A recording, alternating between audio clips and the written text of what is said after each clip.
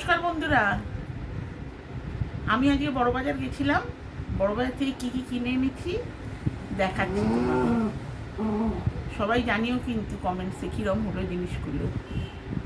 হ্যাঁ, এই যে প্রথমেই খুলছি। এটা কি আছে?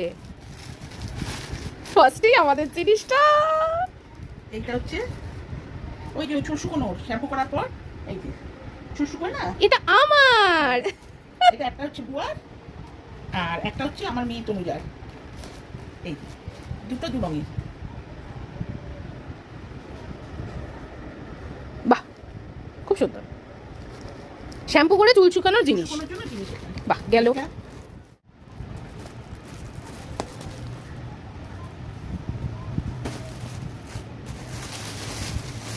আর এটা হচ্ছে একটা মাইক্রোসফট তোয়ালে, স্নান করে উঠে মোটার জন্য। আমার একটা ব্যবহার করছি, এই আর একটা নিচ্ছি, খুব হালকা, খুব সফট। আর একবার বলে দিতে, এটা হলো মাইক্রোসফট তোয়ালে। এটা হচ্ছে মাইক্রোসফট তোয়ালে, খুব হালকা আর সফট। কালারটা খুব সুন্দর হয়েছে না? মিষ্টি লাইন কালার এটাকে বলে। আর এটা হচ্ছে আমার ঘরের পর্দা।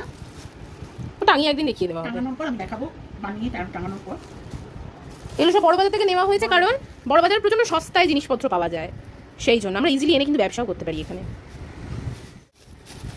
এটা বুয়ার স্লিং ব্যাগ, এইটা আমার খুব দরকার পড়ে। একটা স্লিং ব্যাগ বুয়ার জন্য কেনা হচ্ছে।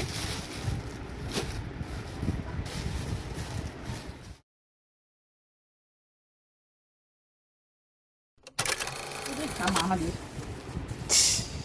এটা আমার কিন্তু পুজোর শপিং হয়ে গেল। ঠাকুরের পুজোর শপিং কমপ্লিটেড। এটা হচ্ছে রাধারানীর ঘাগড়া লেহেঙ্গা, আর এটা হচ্ছে মাধবের ধুতি। আচ্ছা, আর এইটা হচ্ছে গোপুর জামা, আমার গোপালের জামা। আর এটা হচ্ছে রাধারানীর মুকুট। আচ্ছা, পিছনে ভেলক্রোওয়ালা। হ্যাঁ, ভেলক্রোওয়ালা মুকুট। আর এটা হচ্ছে মাধবের মুকুট। আমি আপনাদেরকে দেখিয়ে দেবো আমার রাধা মাধবকে কেমন দেখতে হবে, মিতু মাসি সাতকাউনের মাধ্যমেই দেখিয়ে দেবো সাজিয়ে। আর এইটা, আর এইগুলো হচ্ছে বাঁশি। এইটা হচ্ছে একটা বাঁশি। আর এইটা হচ্ছে আমার রাধা মাধবের বাঁশি। আর এটা হচ্ছে আমার রাধা রানীর জামা, ঘাগড়া, লেহেঙ্গা। এগুলো লেহেঙ্গা। আচ্ছা, আর এটা হচ্ছে আমার মাধবের ধুতি।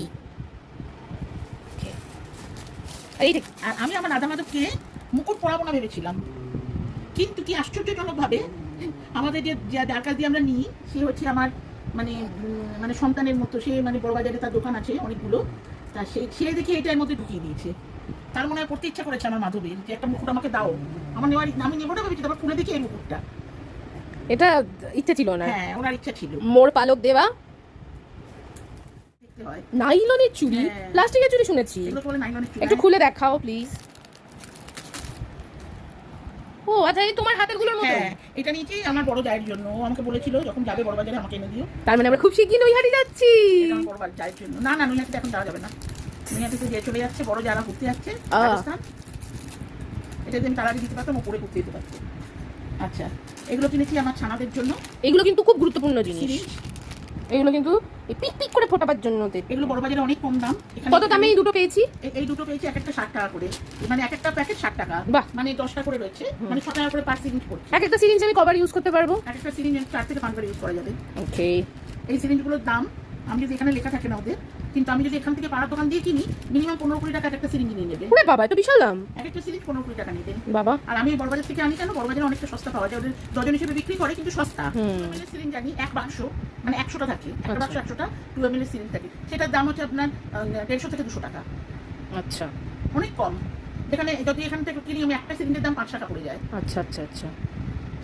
আর এগুলো হচ্ছে আমার মায়ের ওষুধ। ওকে। বড়বাজার থেকে 20% ডিসকাউন্টে। ওকে। আর এগুলো হচ্ছে আমার ছানাদের ভ্যাকসিন। একটু দেখাও। ভ্যাকসিন পিক পিক যাবে না? হ্যাঁ, এটা ভরাটা দেখে নিয়েছেন আপনারা, বড়বাজার ব্লগে দেখে নিয়েছেন। আমি আপনাদের দেখিয়ে দিয়েছি অলরেডি। রাখা রয়েছে ফ্রিজের বরফের জলের মধ্যে। অনেক কম দামি, ওখান থেকে ভ্যাকসিনগুলো আনি আমরা। আর এটা হচ্ছে 10 ml এর ড্যাবিস। এটা ইমিডিয়েট ফ্রিজে ঢোকাতে হবে, কারণ আমার নিচে অনেক ছানা আছে, তাদের দিতে হয় বলে 10 ml এর আনি। একটু ফ্রিজে ঢুকিয়ে দাও ধরো।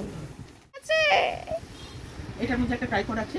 এটা বলা যেতে পারে যে মিনি ট্রাইপড, মিতু মাসির কাজের একটা ধাপ। হ্যাঁ, আজকের মতো টাটা। আগে আপনারা দেখেছেন যে আমরা বড়বাজারে গিয়ে কি কি কিনলাম, আজকে দেখালাম কি কি জিনিস কিনেছি, সেগুলো সব দেখালাম আপনাদের সামনে। আর কিরম লাগলো একটু কমেন্টসে জানাবেন। আর এর পরের দিন দেখাবো যে আমরা কোথায় কোথায় খেলাম। খুব বড়বাজার ঘুরে, খুব বড়বাজারেও খেয়েছি আমরা। আর বড়বাজার থেকে ফেরার পথে খুব খিদে পেয়ে গেছিলো, আমরা শ্যামবাজারে নেবে কোথায় খেয়েছি, কি খেয়েছি, সেগুলোও আসবে পরের ব্লগে। টাটা, সায়োনারা।